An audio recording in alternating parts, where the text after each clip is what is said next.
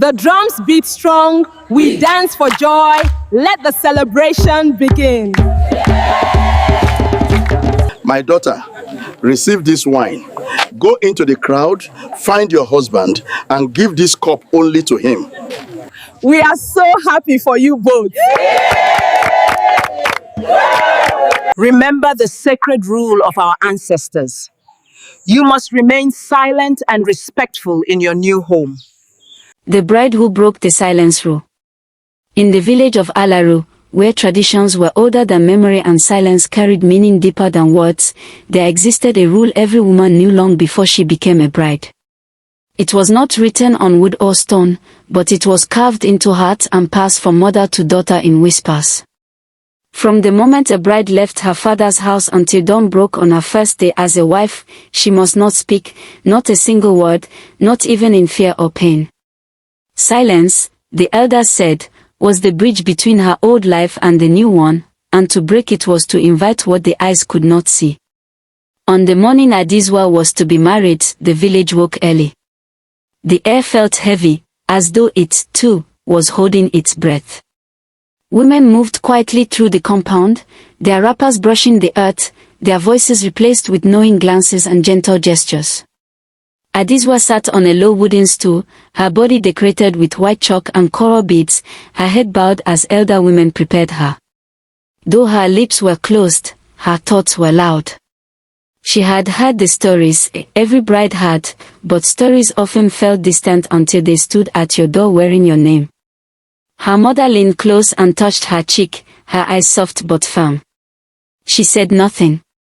She did not need to. Adizwa understood. Silence was obedience. Silence was protection. By late afternoon, Adizwa was led from her father's home. Drums did not play, songs were not sung. This was not the time for celebration. This was the crossing. The sun dipped low as she walked, surrounded by women who guided her with gestures alone. The village path felt longer than it ever had, and with every step, her chest tightened. When she reached her husband's compound, she was seated inside the new home she would share with a man she barely knew, and the door was closed behind her. Night fell slowly. The silence grew thick. At first, it was only discomfort. Then came unease. The lamp flame flickered even though there was no wind. The walls creaked softly, like wood stretching in its sleep. Adizwa told herself it was nothing. Fear, she remembered, often spoke louder when the mouth was forced shut. She wrapped her arms around herself and waited for dawn. Then she heard it. A sound, soft, almost gentle, like footsteps stopping just outside the door. Her heart pounded. She strained to listen. The silence pressed against her ears until she could bear it no longer. "Who is there?" she whispered. The moment the words left her mouth, the lamp went out. Darkness swallowed the room. The air turned cold, sharp enough to sting her skin. Adizwa covered her mouth in horror, realizing too late what she had done. The rule. The silence. Broken. Outside, dogs began to howl.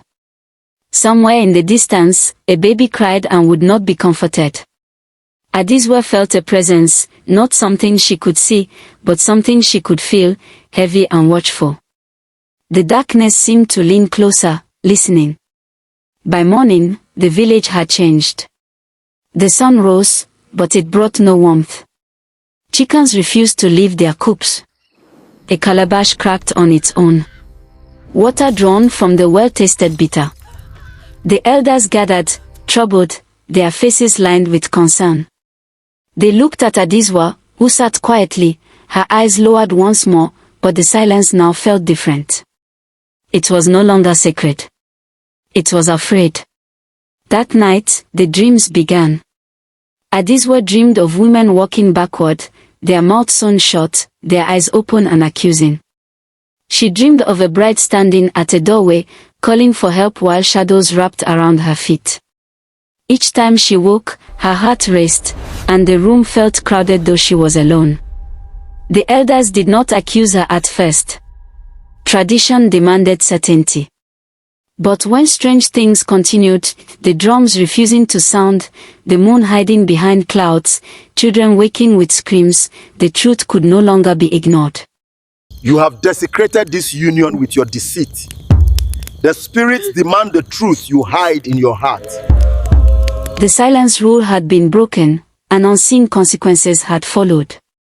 On the third night, Adizwa was called before the elders. A fire burned in the center of the square, casting long shadows on their faces. She knelt, trembling, and for the first time since the ceremony, she spoke openly. Her voice shook as she confessed, and when she finished, the night seemed to exhale. One elder nodded slowly. "Silence is not emptiness," he said. "It is respect. It is patience. It is the space where the unseen listens." You are welcome in my home. They performed cleansing rites before dawn. Words were spoken carefully. Water was poured. The bride was not punished with stones or exile, but with knowledge heavier than fear. She was told the truth. Traditions were not chains, but warnings. They existed not to control, but to protect. When morning finally came, the village breathed again. The dogs grew quiet. The water tasted clean. The drums sounded softly, cautiously, as if testing the air. Adizwa returned to her home changed. She spoke when necessary, but she listened more. She carried the memory of that night like a scar beneath her skin, invisible but permanent. And from that day on, whenever a bride prepared to leave her father's house, the women did not only warn her to keep silent. They told her Adizwa's story. They told her that some rules are not meant to be challenged in curiosity, because not all consequences announce themselves loudly. Some arrive quietly, like silence itself. If you enjoy my story, click on the like button, leave a comment and subscribe.